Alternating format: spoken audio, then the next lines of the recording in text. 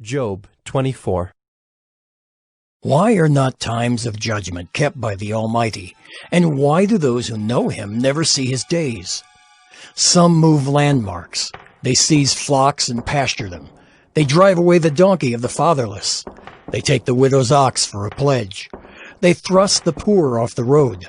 The poor of the earth all hide themselves. Behold, like wild donkeys in the desert, the poor go out to their toil, seeking game. The wasteland yields food for their children.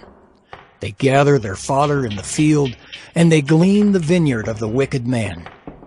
They lie all night naked, without clothing, and have no covering in the cold. They are wet with the rain of the mountains, and cling to the rock for lack of shelter.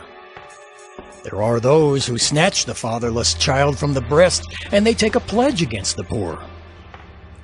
They go about naked, without clothing. Hungry, they carry the sheaves.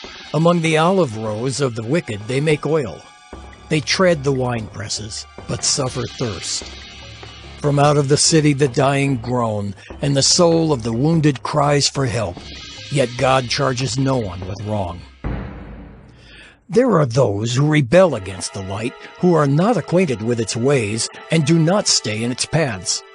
The murderer rises before it is light, that he may kill the poor and needy, and in the night he is like a thief.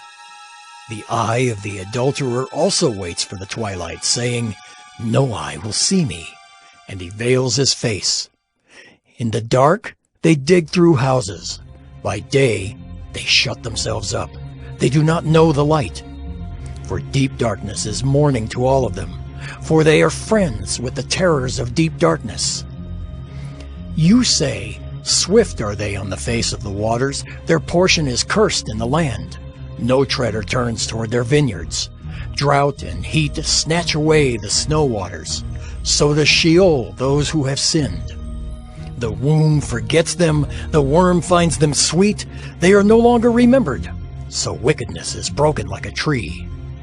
They wrong the barren, childless woman, and do no good to the widow. Yet God prolongs the life of the mighty by his power. They rise up when they despair of life. He gives them security, and they are supported, and his eyes are upon their ways.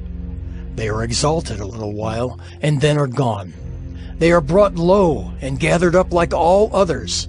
They are cut off like the heads of grain. If it is not so, who will prove me a liar and show that there is nothing in what I say?